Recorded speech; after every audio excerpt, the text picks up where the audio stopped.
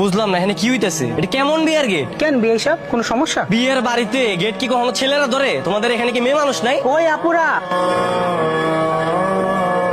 তুমি এখানে? হ্যাঁ আমিও তো সেটাই ভাবতেছি। নেন শরবত গুলো খেয়ে কল্পনা জগতে হারিয়ে যান। এই না না না, না, এটা খেও না, এটা মরিচের শরবত। ধর তুই বললি কেন? চুপ থাক, এটা খাও।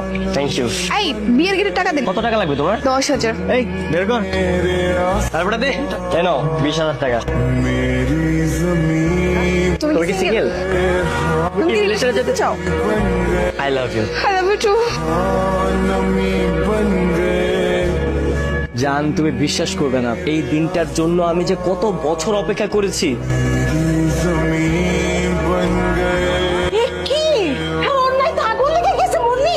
না না বাবু কিছু হয় নাই, ওই আম্মু আসছে একটু চিল্লাচিল্লি করতেছে। মায়ের সামনে দাঁড়ায় দাঁড়ায় প্রেম করতেছিস, এই তো লজ্জা করে না? তুমি মেয়ের রুমে ঢুকে মেয়ের কথা শুনতেছো লুকিয়ে লুকিয়ে। কি খবর বন্ধুরা? জেলাসি করতেছো তোমরা? জীবনে তো একটা রিলেশনও করাই দিতে পারলা না। এই দেখো আমার গার্লফ্রেন্ড। নাও নাও নাও, তোমরা একটা মিষ্টি খাও।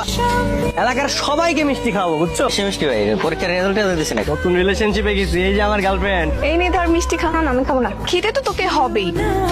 বিয়ের দায়িত্ব যখন ঘাড়ের উপরে পড়বে তখন দেখবে একদম ঠিক হয়ে যাবে। কত দ্রুত সম্ভব তোমার ছেলের বিয়ের ব্যবস্থা? ঘুমায় যে তুমি ঘুমিয়ে পড়ো, আমি সারা রাত ভিডিও কলে থেকে তোমার ঘুমানো দেখব। আমার জানটা কত সুন্দর লাগছে। তোমার অবস্থা মনে হচ্ছে যে একটা পরীর বাচ্চা। আসসালামু আলাইকুম শ্বশুর আব্বা। কতদিন ধরে চলছে এসব? 1 মাস ধরে চলছে। তোমার বাবা মাকে নিয়ে আগামী শুক্রবার আমার বাসায় আসবে। ভাই সাহেব, ওরা একে অপরকে পছন্দ করে, ভালোবাসে। এখন আমার কোনো আপত্তি নেই, তাহলে আমরা দেরি না করি, আগামী মাসের 15 তারিখে ওদের দিয়ে দিই। আলহামদুলিল্লাহ। দেখ, আমি আমার বউকে সময় দিচ্ছি, আমাকে আর ডিস্টার্ব করবি না, ফোন রাখো। ভাই পুরো বউ পাগল হয়ে গেছে। কি হয়েছে? বন্ধুরা শুধু ডিস্টার্ব করছে। তুমি সবসময় এইভাবে আমাকে ভালোবাসবে তো? হ্যাঁ অবশ্যই।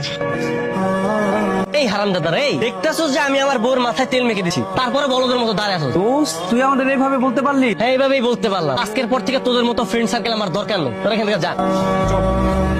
তোমাকে অনেক সুন্দর লাগছে। এখন আবার কে আসলো?